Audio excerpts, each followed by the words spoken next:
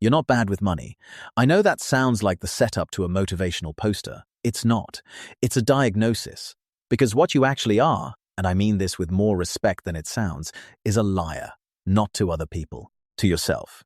Every single time you say, I'm just bad with money, you're not making an observation. You're closing a case. Case closed. No further investigation needed. I'm bad with money isn't a fact about you. It's an escape hatch you built, so you never have to actually look at what you're doing. And here's the part that should make you uncomfortable. That sentence, those 6 words, might be the most expensive thing you own. Think about what happens the moment you say it. You buy something you regret. Well, I'm just bad with money. You check your bank account and feel sick.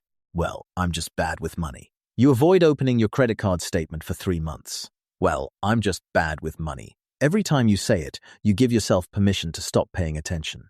And the terrifying thing about money is that it doesn't care whether you're paying attention or not. It just keeps moving out of your account into someone else's. So let's do something uncomfortable. Let's look at the other lies you tell yourself. Because I'm bad with money is just the headline. The article underneath is where the real damage lives. Lie number 2.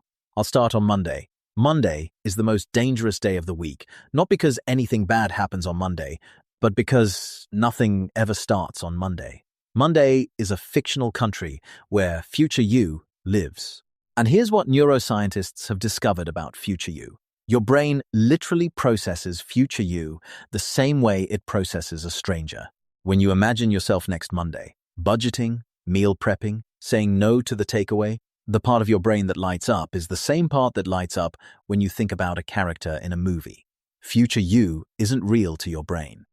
Future you is a nice person you've never met, who presumably has unlimited willpower and a deep love of spreadsheets. But present you is real. Present you is tired. Present you had a long day. Present you deserves the takeaway. So Monday arrives, and present you, now technically Monday, you still feels exactly the same. Tired, deserving. And Monday slips to next Monday. This isn't a character flaw. It's called hyperbolic discounting. Your brain's built-in preference for rewards that arrive now over rewards that arrive later. £100 in a month feels less real than a £20 takeaway tonight. Your brain isn't broken. It's just got terrible accounting software. And until you stop outsourcing your financial future to a fictional character named Monday You, the pattern never breaks. Lie number 3. I deserve this. This one is chemically brilliant. When you decide to buy something you want but don't need, your brain releases dopamine, not when you get the thing, but when you anticipate getting it. The wanting is the high, the having is just the hangover. So you're scrolling a website and your brain goes, we could have that. We deserve that. We've been working so hard. Dopamine floods in. You feel great. You buy it. And then hours later, or days later, or when the bill arrives, the dopamine is gone. What's left is cortisol, the stress hormone. The exact thing you were trying to escape by treating yourself is now worse because you treated yourself. You didn't deserve the purchase. You deserve not to feel the cortisol later, but your brain can't see past the dopamine. It's like a dog chasing a squirrel, completely incapable of understanding that catching the squirrel means running into traffic. The fix isn't willpower, it's a rule. Before any unplanned purchase over $30, wait 48 hours. Not because you're disciplined, because dopamine has a half-life. 48 hours from now, the wanting will be gone, and if you still want it then, maybe it's real. Usually, it isn't. Lie number 4. Other people are worse. This is the comparison lie, and it's the most socially acceptable form of financial self-deception. You look at your friend with $15,000 in credit card debt and think, well, at least I'm not that bad. You read a statistic about the average savings account and think, I'm doing better than most. Congratulations. You're the fastest runner in the wrong direction. Comparing yourself to people doing worse is like a smoker, comparing themselves to a smoker who also drinks. The baseline is broken. The question isn't whether you're better than someone else's disaster. The question is whether you're moving toward where you actually want to be. The wealthy don't compare down. They compare up, or better yet, they compare to their own yesterday. Am I better with money than I was 6 months ago? That's the only comparison that generates useful information. Everything else is just anesthesia dressed up as perspective. Lie number 5. I don't earn enough. This one sounds responsible. It sounds like you're being realistic. Once I get that promotion, I'll start saving. Once I hit 60,000, I'll budget. Once I earn what I'm worth, then I'll get serious about money. But here's the data that destroys this lie. Above the poverty line, there is almost no correlation between income and financial security. None. A study by the Federal Reserve found that nearly 40% of Americans couldn't cover a $400 emergency, and that number barely moves as income rises. People earning six figures are just as capable of living paycheck to paycheck as people earning 30,000. Because the problem isn't the number on your payslip. The problem is the gap between what you earn and what you spend. And that gap is determined by your behavior, not your salary. Give a liar a raise, and they'll just lie to themselves about larger numbers.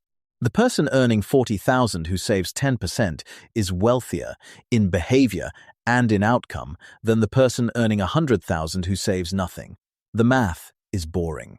The psychology is everything. Lie number 6, the big one. The one that makes all the other lies permanent. I can't change. This is just who I am. You believe your money habits are like your height or your eye color, fixed, immutable, just part of the package. But here's what 30 years of neuroscience has proven beyond any reasonable doubt. Your brain is plastic. Neuroplasticity means the circuits you use get stronger, and the circuits you don't use get pruned away. Every time you check your bank account before buying something, you strengthen that circuit. Every time you wait 48 hours before a purchase, you strengthen that circuit. Every time you say, "I'm bad with money," and then stop yourself and say, "No, I'm learning money," you physically rewire your brain. You are not a fixed character in a story that's already been written. You are the author. The lies you tell yourself are just old chapters, and you're allowed to write new ones. 6 lies.